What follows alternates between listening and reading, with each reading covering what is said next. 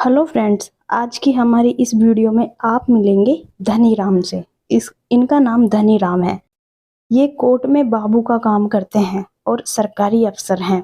ये गरीब लोगों को पैसा ब्याज पर देते हैं और अच्छे से वसूलना भी जानते हैं। स्वभाव के थोड़े कड़क हैं और इनका मानना है कि अमीर को पैसे देने से पैसा कुएं में डालने बराबर होता है, क्योंकि थाना कचहरी में खामे खामे ही समय खराब होता है और गरीब का क्या है, वो तो थक हार कर ब्याज के साथ रकम भी दे ही देता है, क्योंकि गरीब के लिए उधार पैसा सबसे बड़ा बोझ है।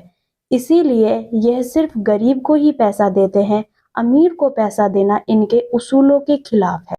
एक दिन धनी राम कहीं से आ रहे थे, तभी उन्होंने रास्ते में देखा एक व्यक्ति ने एक गाय की रस्सी हाथ में पकड़ी हुई है और लोग उस गाय का दाम देते हैं। कभी हाथ से रस्सी छिंगाने की कोशिश करते हैं और कभी गाय के ऊपर हाथ फेरते हैं, और वह बड़ा ही उदास और मासूम सा बड़ी गहरी सोच में खड़ा है। धनी राम देखता है कि लोग उसके हाथों में कभी पैसा रखते हैं, कभी गाय की रस्सी पकड़ते हैं, लेकिन वह व्यक्ति ना पैसा पकड़ता है और ना गाय की रस्सी किसी को देता है, और वह बहुत गरीब मालूम पड़ता है। मानो लग रहा हो बहुत बड़ी मुसीबत में है। लोग चारों तरफ से उसे घेरे हैं। गाय देखने में अति सुंदर है, छोटी कदकाठी, सुंदर नैन नक्श और प्यारा सा एक बछड़ा। बहुत ही प्यारी गाय मालूम पड़ती है। ये देखकर धनी राम से रहा नहीं जाता और उसके पास जाता है और पूछता है, क्या भाई, गाय और बछड़ा तो बड़ा प्यारा है, देखने में बहुत सुंदर है। क्या ये गाय अच्छी है? बेचना चाहते हो? क्या नाम है तुम्हारा? धनी राम की आवाज सुनकर वह व्यापारी धनी राम की तरफ मुंह करता है और कहता है, साहब, मैं अली हूँ, मोहम्मद अली, और ये मेरी गाय है। हाँ, बेचना चाहता हूँ। क्या आप लेंगे? इतना सुनकर धनी राम कहते हैं, क्या है इसका भाव और दूध कितना देती है? कहीं मारती तो नहीं है? कहीं नखरे तो नहीं है इसके? कैसी है, कुछ बताओ। तब वो कहता है, साहब, बड़ी ही प्यारी गाय है। मैंने इसे बचपन से पाला है। बहुत प्यारी है। 4 किलो दूध देती है और पैर भी नहीं हिलाती, चाहे बच्चे पास ही खेलो। आप इसे लेकर बहुत खुश हो जाएंगे। धनी राम कहता है, ठीक है, कितने दाम मांगते हो इसके? जरा पैसे भी बता दो। तो वो कहते हैं, भाई साहब, 500 रुपये दे दीजिए। इतने की तो है, आपको भी लग रहा होगा इतनी अच्छी गाय कहीं नहीं मिलेगी आपको। इतना सुनकर धनी राम कहता है, नहीं नहीं, 500 का तो सौदा नहीं लगता, हमें 250 में जचता है। जचती हो तो दो, नहीं तो चलते बनो। इतना सुनकर व्यापारी कहता है, ठीक है साहब, चलो हम इसे आपके घर छोड़ आते हैं। ऐसा कहकर धनी राम के पीछे पीछे गाय लेकर मोहम्मद अली हो चला और दोनों रास्ते में चलते गए। जैसे ही वो चले, लोगों ने उन्हें घेरा और बोला, अरे क्या मूर्ख लगते हो, हम इससे भी ज्यादा रुपए दे रहे थे तुम्हें तुम्हारी गाय के, लेकिन तुम्हें तो घाटे का सौदा ही मंजूर है। लो, 300 ले लो, पर ये गाय मुझे दे दो। तुम बड़े घाटे में हो। लेकिन मोहम्मद अली किसी को भी अपनी गाय नहीं देता और धनी राम के पीछे पीछे चल देता है। थोड़ी दूर जाने पर वह देखता है कि उन दोनों के अलावा वहां पर कोई नहीं है।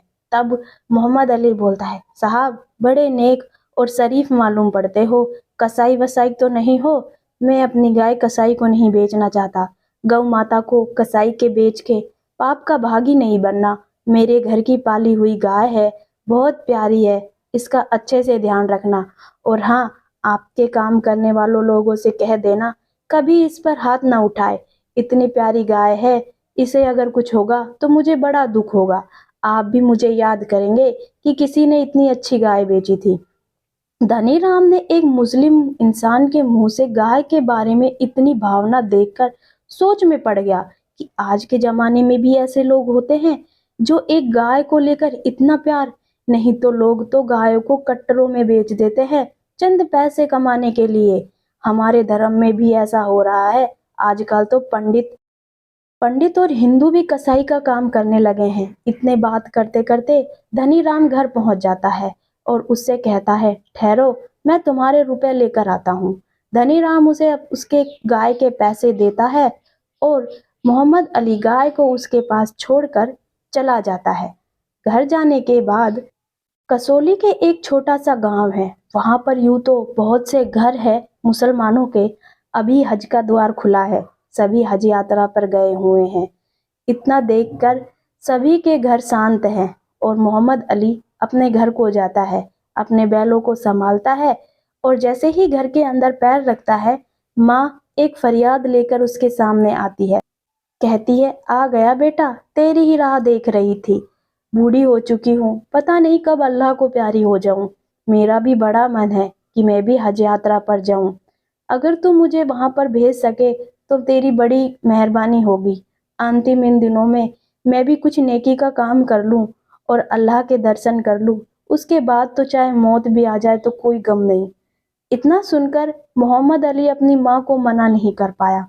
हालांकि उसकी आर्थिक स्थिति बहुत खराब थी, जिसके कारण उसे अपनी गाय बेचनी पड़ी। सोचना पड़ा कि कुछ पैसे और लेने पड़ेंगे, माँ को हज करा कर लानी है। ये सोचकर उसने सोचा कि धनी राम जी के पास से ही मुझे कुछ ब्याज पर पैसा मिल सकता है। सुना है बड़े धनवान व्यक्ति हैं और स्वभाव के भी अच्छे हैं, लेकिन हाँ, पैसा टाइम पर वसूल करते हैं। चलो, यही एक रास्ता है कि उनसे कुछ पैसे ब्याज पर ले आता हूँ, जिससे मैं अपनी माँ को हज करा सकूं।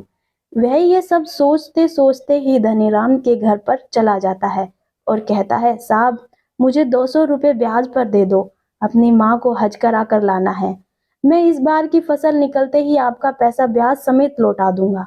मैं धनीराम कहता है, तुम कैसे लौटाओगे पैसे?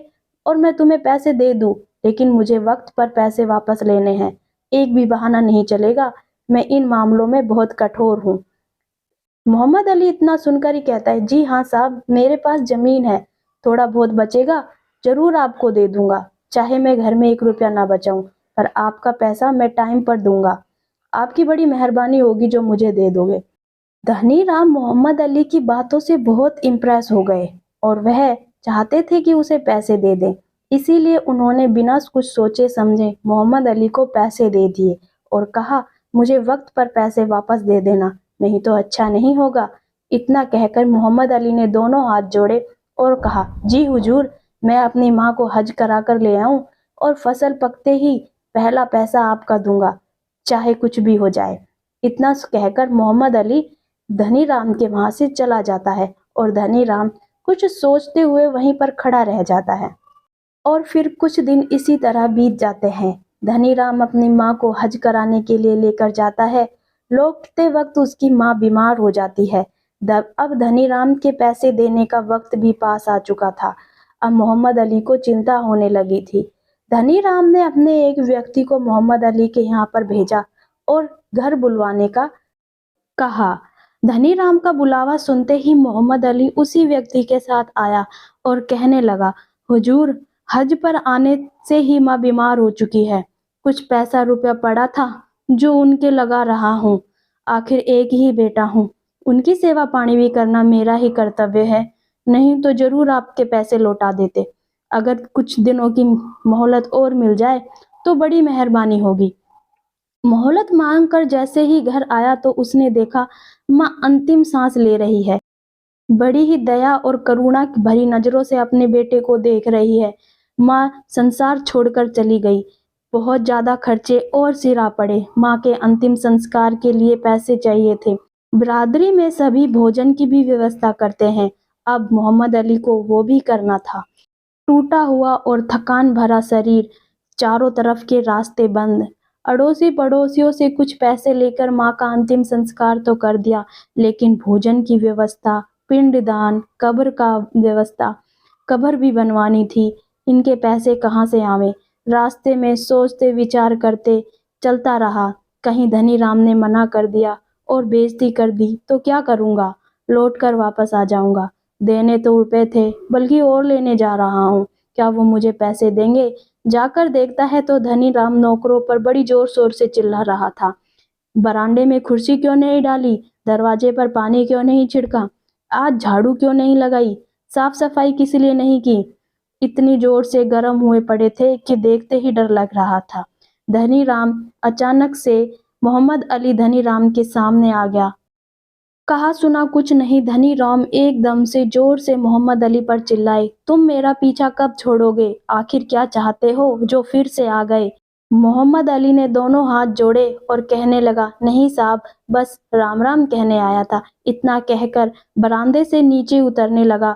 धनी राम ने कुछ सोचा और फिर उससे कहा, मोहम्मद अली, क्या माँ ठीक है? तुम बड़े ही परेशान से लग रहे हो। क्या बात है, कैसे आए थे, मुझे बताओ। तभी मोहम्मद अली कहता है, साहब, माँ चल बसी, उनके अंतिम संस्कार के लिए भी पैसे उधार मांगने पड़े। अब बाकी की रीति रिवाज है, उसके लिए मेरे पास 1 रुपया भी नहीं है। अगर आप 200 और दे देते तो पूरे 1000 हो जाएंगे। मैं आपके पैसे, इस फसल को बेचकर आपके पैसे जरूर चुका दूंगा। ये मेरा वादा है आपसे। धनी राम ने कहा, इतने पैसे तुम कैसे चुकाओगे मोहम्मद अली? पैसे बहुत ज्यादा हो जाएंगे। लेकिन मोहम्मद अली कहता है, साहब, कैसे ना कैसे तो लौटा ही दूंगा। दिन रात एक कर दूंगा मेहनत मजदूरी से, पर आपके पैसे तो लौटा ही दूंगा। आपको मुझ पर विश्वास रखना है बस। मैं आपको आजीवन गुलाम बनकर रहूंगा। मैं आपके पैसे किसी न किसी तरह चुका दूंगा, लेकिन कुछ समय के लिए अब मुझे पैसे दे दो, बहुत जरूरी है माँ के लिए। धनी राम इतना सुनकर पता नहीं क्यों पिघल गए और उन्होंने 200 रुपये और दे दिए और कहने लगे, इस बार जरूर पैसे लौटा देना, क्योंकि इससे ज्यादा अब मैं भी नहीं दे सकता तुम्हें। मोहम्मद अली ने दोनों हाथ जोड़े और बोला, जी हुजूर, बड़ी मेहरबानी जो पैसे दे दिए। मैं अपनी माँ के अंतिम संस्कार के बाद जो फसल निकलेगी वो बेच कर आपके पैसे जरूर चुका दूंगा। आप मुझ पर विश्वास रखना। भागूंगा नहीं, ना चोर हूँ, बहुत नेक इंसान हूँ साहब। ये तो घर की मजबूरियों ने घेर लिया जो आपके पैसे लौटा नहीं पाया, लेकिन ये कुछ जरूरी काम है, इनको पूरा कर दूं, उसके बाद आपके पैसे निश्चय ही लौटा दूंगा। फसल का मैं दिन रात मेहनत करूंगा, अच्छी फसल पैदा करूंगा और आपके पैसे निश्चिंत ही लौटा दूंगा। इतना कहकर धनी राम दोनों हाथ जोड़कर अपने घर की ओर उदास भरी नजरों से चल दिया। धीरे धीरे चलता चलता सोचने लगा, इतना पैसा कैसे चुकेगा? क्या खेत में इतनी फसल हो पाएगी जो धनीराम का पैसा चुका दूंगा? वह खूब मेहनत करता है, खेतों में बैल से जुताई करता है, दिन रात एक कर देता है फसल के लिए। उसकी फसल इस साल बहुत अच्छी हुई है और पूरे गांव में इस बात का खूब चर्चा है कि मोहम्मद अली की फसल ने तो इस बार सारे गांव की फसल से ज्यादा फसल हुई है। उसके खेतों ने तो रिकॉर्ड तोड़ दिया।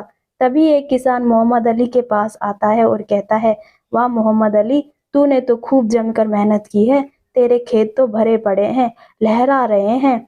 मोहम्मद अली मन में सोचता है कि इस बार सारी फसल बेचकर धनी राम के पैसे लौटा दूंगा। बड़े उपकार हैं उस पर मेरे, वो इतना कौन करता है, उसने मुझे हर बार पैसा दिया है। मैं भी उसका ब्याज समेत एक एक रुपए का हिसाब कर दूंगा, जिससे कम से कम उस पर विश्वास तो बना रहेगा और बुरे वक्त में कभी भी काम आ जाएगा। बस अब ये सब कुछ ही चलता था उसके दिमाग में, पैसे कैसे चुकाए जाएं। रात के समय में अपने खेतों की तरफ चल दिया रखवाली के लिए। भरी सर्दी की रात थी, जाड़ा कपकपा कर पड़ रहा था। अपने खेत की मेड़ पर बैठा मोहम्मद अली ठिठुर रहा था तो सोचा, थोड़ी सी आग जलाकर सिक ली जाए। जैसे ही आग जलाई, हवा के एक झोंके ने सारे खेत में आग फैला दी। चिंगारियां खेत में आग के रूप में पता नहीं कब से बदल गई। लोगों ने भाग भाग कर बुझाने की खूब कोशिश की, लेकिन आग तो परवान चढ़ती जा रही थी और पूरा खेत आग की लपटों में घिरा पड़ा था। मोहम्मद अली ने जी जान कोशिश की, लेकिन अपनी फसल नहीं बचा पाया और पूरा खेत राख में बदल चुका था। मोहम्मद अली के पास अब कोई चारा नहीं था कि वह अपना कर्जा उतार पाए। सुबह उठकर अपने खेतों की तरफ जग गया तो अपनी बर्बादी का मंजर खड़ा होकर देख ही रहा था।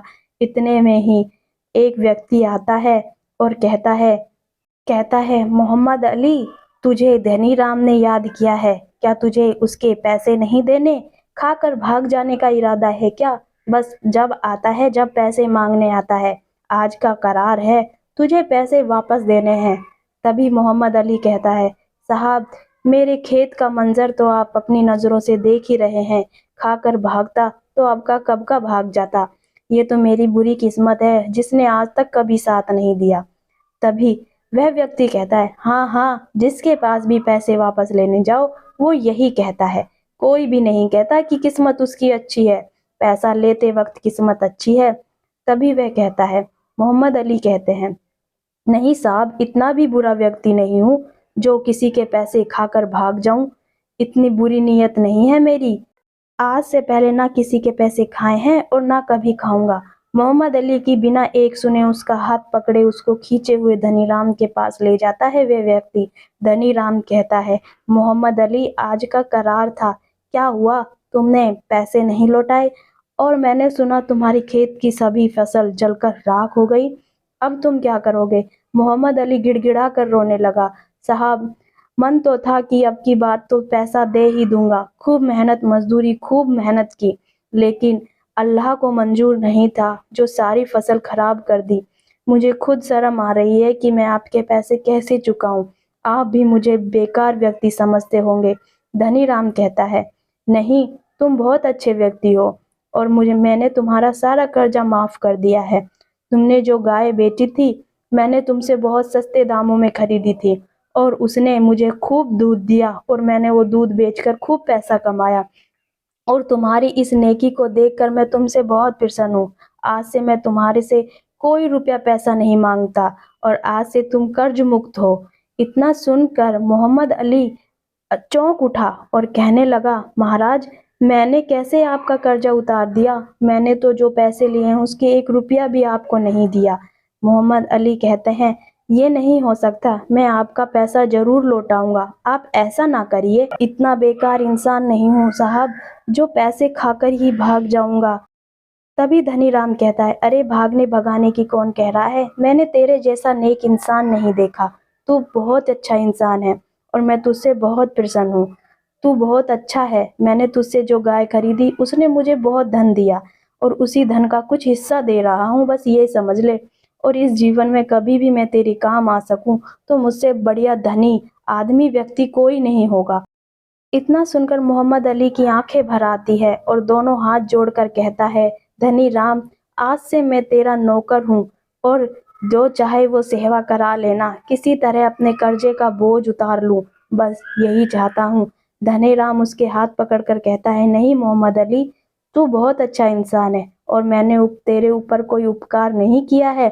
आज से बेफिक्र होकर जी, यही तेरी जिंदगी का मकसद है। फ्रेंड, इस कहानी से हमें यह शिक्षा मिलती है कि धर्म जाति देखकर नहीं, मन देखकर किया जाता है। भले ही वो मेव था, लेकिन गाय के प्रति इतनी करुणा इंसान शायद हिंदुओं के दिलों में भी नहीं होती होगी। और फ्रेंड्स, गाय हमारी माता है, इसकी हमें सेवा करनी चाहिए, ना कि मारना चाहिए। अगर हमारी वीडियो आपको अच्छी लगी हो तो प्लीज़ उसे लाइक शेयर सब्सक्राइब करना ना भूलें। धन्यवाद।